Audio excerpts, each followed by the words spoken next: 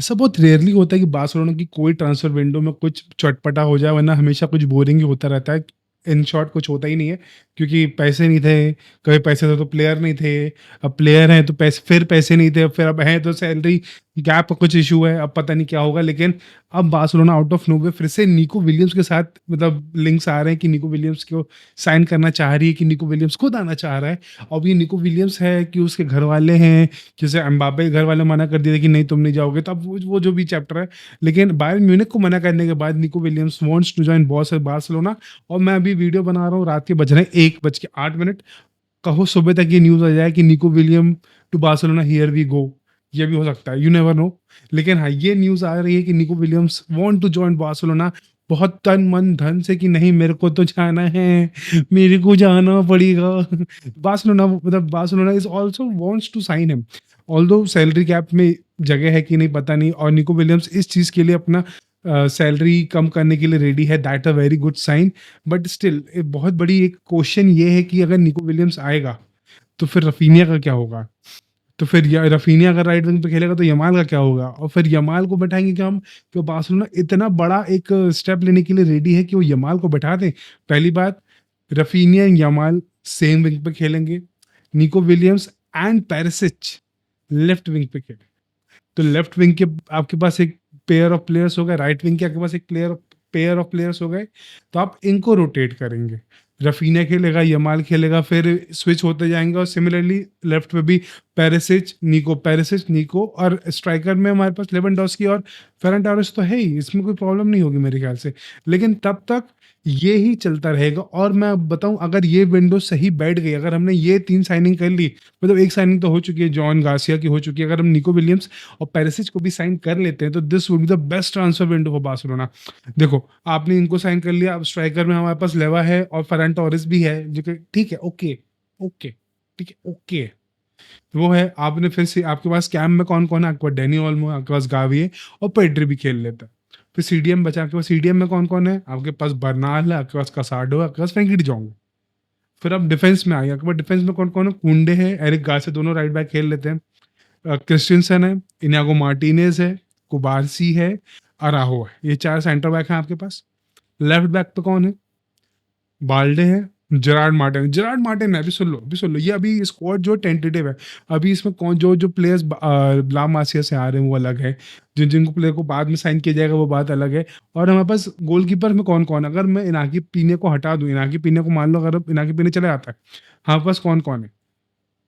शेज नहीं, टर स्टेगन है, उसके ऊपर शेजनी है, उसके ऊपर जॉन गार्सी है।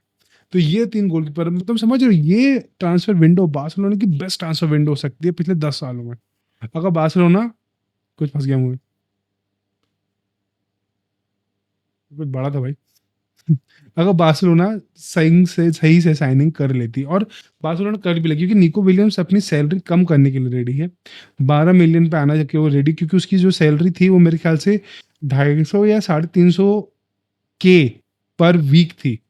तो इतनी कुछ हो रही थी, और वो अपनी सैलरी कम करने को तैयार, 12 मिलियन में आने को तैयार पर ईयर, मतलब 1 मिलियन पर मंथ, 1 मिलियन पर, मतलब ठीक है जो भी हो रहा है ना, 250 ही पकड़ लो, 250 के पर वीक को आने को तैयार है वो।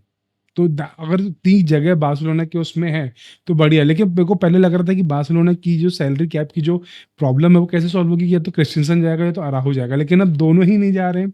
जेरार्ड मार्टिन की जाने की बात थी, जो जेरार्ड मार्टिन भी शायद अब जाएगा नहीं जाएगा, उसको कोई श्योरिटी नहीं है।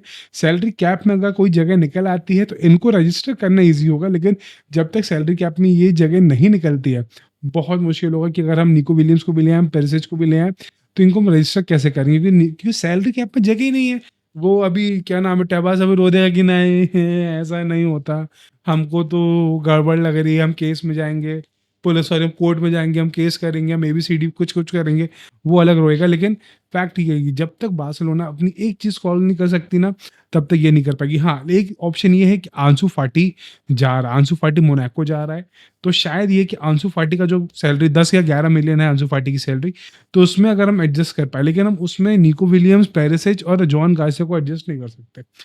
आंसू फाटी की जो डील है वो है loan plus loan plus sale है या लोन प्लस बाय ऐसा वाली है कि आप लोन पे ले लो फिर आप खरीद भी लो कि आंसू फाटी का चैप्टर बार्सिलोना में खत्म है।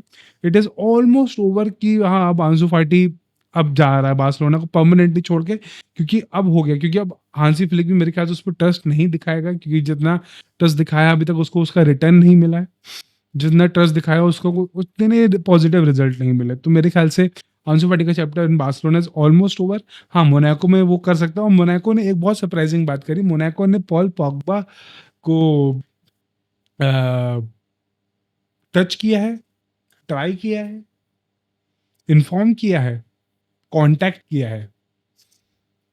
किया है, उसको ऑफर किया है, offer is the right word, offer किया है 2 साल का contract to play in Monaco. और मेरे ख्याल से पॉल पॉगबा के लिए इससे अच्छा फिर से रीस्टार्ट करने वाला ऑप्शन नहीं हो सकता। जैसे एरिक्सन ने ब्रैंडफोर्ड में एक सीजन खेला, फिर रीस्टार्ट किया, फिर अब वो मैनचेस्टर यूनाइटेड आए। तो इससे अच्छा ऑप्शन पॉल पॉगबा के लिए नहीं हो सकता कि अपने देश में आप मोनाको में खेलें, आप 1 साल बाद आप बाजू फाड़ खेलिए, और फिर आप ऑफ कोर्स कोई ना अच्छी टीम आपके पास आएगी। आप फिर अब वापस अपने बैक टू ग्लोरी आइए, लेकिन तब तक आपको ये जो ऑप्शन चाहिए, ये इससे अच्छा ऑप्शन आपको नहीं मिल सकता। मोनाको से अच्छा ऑप्शन अभी पॉल पॉगबा के लिए नहीं है, और सेम गोज़ विद आंसू फाटी। मोनाको से अच्छा ऑप्शन आंसू फाटी के लिए नहीं है, क्योंकि जितना उसको भरोसा बार्सिलोना ने भरोसा दिखाया, जितना उस पे ट्रस्ट दिखाया, now it's almost the deadline, अब खत्म हो रहा है कि अब बार्सिलोना वांट्स रिजल्ट, क्योंकि अब स्टॉक बिल्ड वाला फेज, स्टॉक बोल रहा हूँ, स्क्वाड बिल्डिंग फेज जा चुका है, स्क्वाड बन चुकी है, अब रिजल्ट की बारी है। जब स्क्वाड बन रही थी तब अंशु फाटी को रखा गया था, तब उस पर ट्रस्ट रखा गया था, तब उस पे ये था कि आगे ये रिजल्ट देगा। लेकिन अब जब रिजल्ट देने की बारी है, if you are not providing results, you have to leave, and Ansu Fati should leave Barcelona. This is my point of view. अगर आप in the end of the your time आप रिजल्ट नहीं दे रहे हो, तो आपको कोई मतलब नहीं है इस क्लब में रहने का। जब आपको बैक किया गया, आपकी इंजरीज के टाइम आपको हर चीज़ में बैक किया गया, नो डाउट आपने अपना 100% ट्राई किया होगा, लेकिन जब आपको समझ में आ रहा है आप उतना गिव उतना नहीं दे पा रहे हो, आप उतना आउटपुट नहीं दे पा रहे हो क्लब के लिए, आप even you also want the best for the club, तो you should understand as a La Masia guy, and you have played with the legends as well, that sometimes you have to leave a place to grow.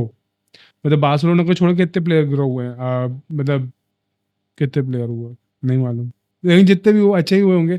Alexis Sanchez did really good in Arsenal, although United जाने के बाद वो नहीं उतना नहीं कर पाया। Thiago, he did really good in Bayern Munich. Fabregas, he really did good in Arsenal and in Chelsea. After that also he was doing good. These were the guys who did good after leaving Barcelona. So I guess Ansu Fati can also do something after leaving Barcelona, which can be good for him, as for everybody. But he have to leave sometime, and I guess this would be the perfect time to Ansu Fati to say goodbye to Barcelona.